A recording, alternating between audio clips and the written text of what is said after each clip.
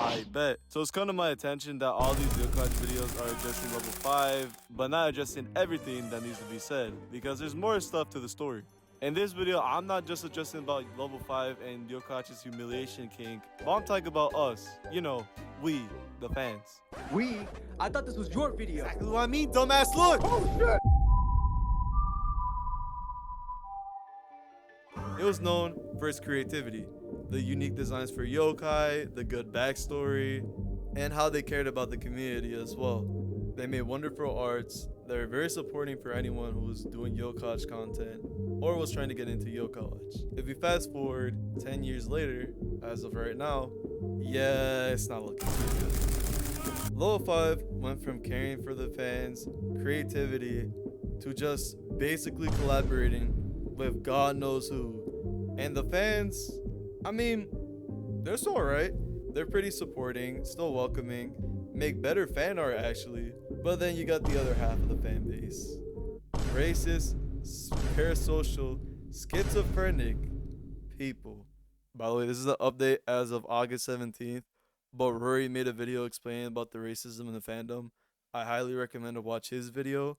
So yeah, go ahead. Racism has been pretty active with the Yokoch community, especially when it comes to fan arts. And not only that, I've actually experienced racism. But guys, please don't let these type of people ruin the fandom for you and enjoy the fandom for what it is. But back to the things I have details on. What's up with the parasocialism and schizophrenia with this community? Dog, why is there genuine people that have parasocial relationships with creators and yokai? And they talk about them like they're like their husbands, their wives, they have kids and all that stuff. But for the creator aspect, at first, I never had any parasocial fans. And then when I got TikTok, I realized how bad the issue could possibly be. One guy came up to me having this ego saying that he made me and made some pretty weird comments and pictures. Some other people have been calling me pretty weird nicknames, and I keep getting added to group chats. Dog, stop adding me to TikTok group chats. That's my main TikTok. If I follow you, we're mutuals. If I talk to you more often, we're mutual friends. Just want to set that clear, okay?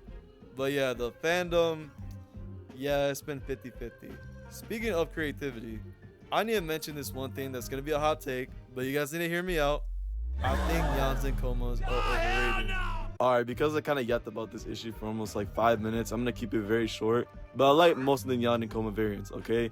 I find them very cool, but there's just one big problem. The overuse in yawn and coma variants are one of the main reasons why Yokoch didn't really succeed here. Because tell me why. There are people that think Chucky is my OC. He is not my OC. On top of that, I think level 5 mainly banked towards the yawns and comas to be the solid aspect of the game, but unfortunately, that didn't really help them in the long run. The difference between Pokemon and Yokoch is Pokemon pivots towards more of their Pokemon, while level 5 mainly pivots towards the yawns and comas. And back onto the Puni collaborations, but bro, why is there so many collaborations with this damn franchise? Like, yeah, man, go ahead. If Dragon Ball Goes collaborate with Yokoch, yeah, let's go ahead and add Goku real quick. Like, Puni has officially lost the plot for this, and also the creativity for level 5. By the way, I don't actually play Puni. I'm not that mad. I really don't care about this. You know, I've accepted this franchise is cooked.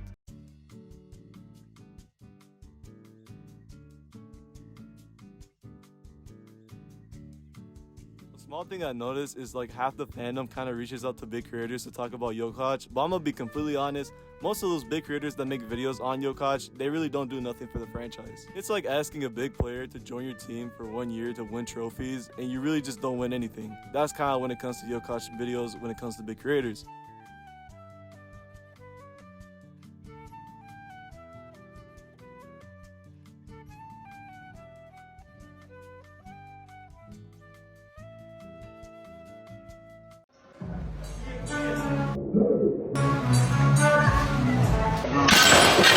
When it comes to level 5 or the Yokoch franchise doing a bad decision, the community obviously does an excellent job calling them out for it. But when it comes to individuals, not so much.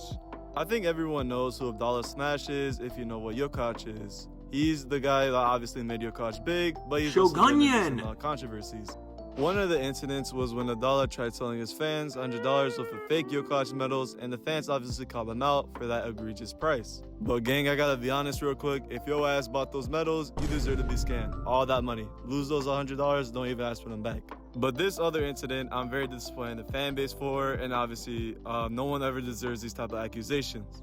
A few years ago, a specific few individuals started calling out Abdallah for these fake accusations about him being his ex-wife, with absolutely zero proof whatsoever to this. And when Abdallah tried to defend himself, a few individuals called him out, basically saying, yeah, sure, buddy, sure. And this is absolutely disgusting behavior that the fan base obviously did, and I think it should be called out for this. As I said, the Yokohama fan base is very good when it comes to calling out level 5, but addressing individuals, not that great. Especially when the next individual I gotta talk about is only mentioned in Discord and Twitter, but never a public video about him. This guy, his name is Jibbers. And just like me, when I didn't know about this guy, you're probably asking, who the hell is Jibbers? This is one Yokohama fan around this space that has a lot of controversies against him. When I first got introduced to Jibbers, I thought he was just a random Yokohama fan, very supporting, and talked about his interests about Yokohama. But then I started noticing the signs of how sick and notorious this guy is. I'm telling you, dog, this guy might be worse than Nova Online. I can't even hold you. This guy has some weird kink when it comes to Rubius J, inflation, and being called out for it.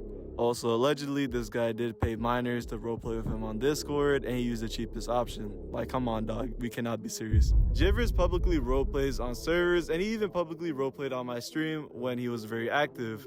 And he was always talking about his stinky feet and talk about some, hey, man, you have food to feed me? This guy is such a chud, bro. I'm telling you right now, disgusting ass dude. I don't know, bro.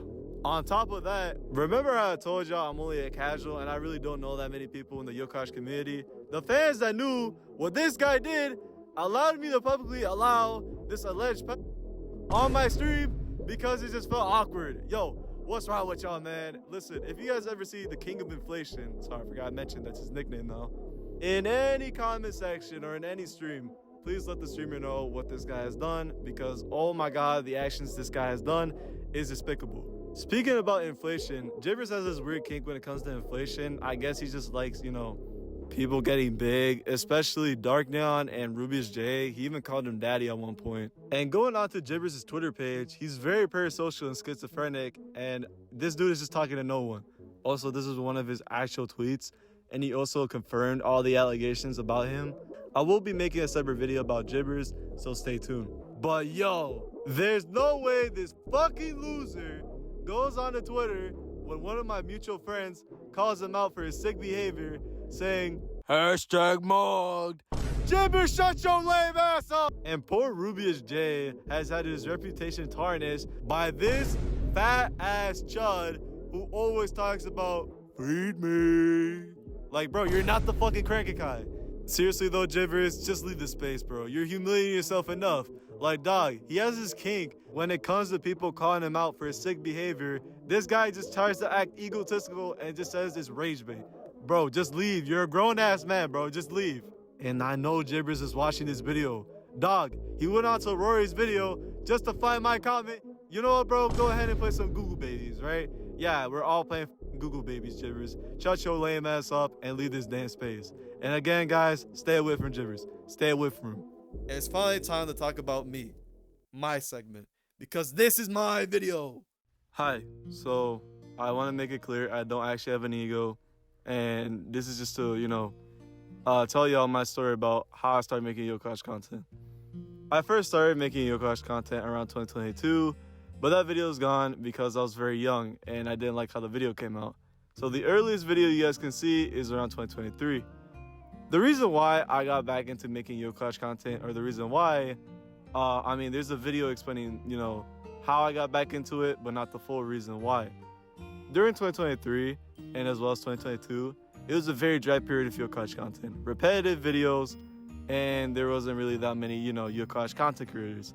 So I told myself, what if I just started making original Yokohama videos about things that no one would ever imagine? Basically just straight up bullshit. And it worked out. 2023, that's when I started making my Chuck It skits and random stuff. 2024 was the Yokosh Roblox thing. And a lot of people have asked me if I think personally I made Yokosh, Roblox, popular as a scene or well known. In a way, yes. Obviously, the video had, a decent impact, and I met the devs, very nice people. But on the other hand, no, because the community would have found out regardless. And either way, I hope every future Yokosh project, whether it be Roblox or not, does well. But there's one thing I want to call myself out on: procrastination. I think personally, I've had 3 different fan bases: the Chuck It skit era, the Roblox Yokosh scene era, and now my fan base that likes all my videos, all the varieties of it. And I don't want to let them down a 3rd time. This is probably one of the reasons why no one really knows me in the Yokosh scene. Like, you could think about 3 people before you ever think about me. If you maybe mention Chuck It, sure, that probably would work, Maybe they'll be like, oh yeah, that guy, the Chuck It guy, That's what I get called out a lot on. So I want to obviously improve myself, and I'm sorry to everyone that I let you down for many years.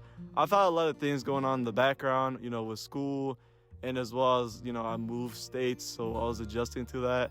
And as well as I do this, for the fun of it. And I don't really get that many ideas.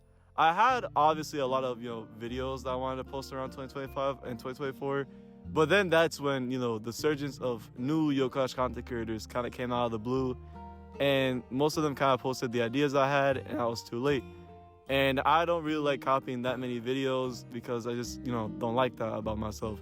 Even videos that I post recently, I just don't like the way I edit the videos because I know I could do better. But because of my procrastination, I just get out the way. At first, I have, the love for it, and then I'm like, you know what? There's not really much I know what to do with it, so I just post it as is. So when I change that and obviously add detail to my Yokosh videos, and I apologize to my fans, and I'll definitely do better when it comes to procrastination and also giving false states. That's why this video is kind of coming out very late, because I've been redoing the voices since July 15th, and I didn't know the right style, but I hope this, makes sense or fits correctly. And I want to give a message to people who might want to start Yokosh content. If you're someone that obviously is into Yokosh and you want to express your joy for the franchise and everything, you may not have the best editing style or the best setup. I'm telling you, if you have enough, passion for it, then you obviously, get the support you need. I started off, exactly like that. I didn't have the best setup. Eventually, I was able to, because I got, enough finances to upgrade my stuff, and as well as editing. It took me many years to finally, realize how to edit pretty decently, and I know you guys can do that too. So whether it'll be that you guys don't know what you want to post about Yokosh, just post anything that you like. If it's nostalgia, if it's like those type of videos, like this one, maybe it's like the skits, go ahead. Feel free to post anything you want. And if you want to be like me, I guess, that you chose like a random yokai to be your favorite, your channel mascot, which one to pick. Even if it's a popular yokai and you feel yourself that's like way too, common, just don't do that. Don't try to be different. Stick to whatever your favorite yokai is, even if it's like Koma-san Jibanyan. Stick to whatever you love and be true to yourself. And that's all I got for right now. But I got a final announcement in this video, so let me say it. Alright, so remember that announcement I told you about? So basically, I want to start posting Yokosh videos every day, and I have a lot of drafts I want to post. So I'm going to call this the Yo Monthly Watch. The Yo Monthly Watch will start from September 1st all the way to the end of September 30th, and I'll be using the hashtag Yo Monthly Watch. If you also want to join in, go ahead and use the hashtag Yo Monthly. And if by any chance I forget to upload a video during this month, I have to buy Yokosh 3 someday. Anyways, I do hope this satisfies everyone, and mostly my fans who've been asking for me to upload, and this satisfies everyone's needs for original Yokosh content. And that's it for this video. If you want to, feel free to follow my socials, like the video, comment any opinions or any suggestions if you guys want to. Alright, that's all I gotta say, and yeah, thank you.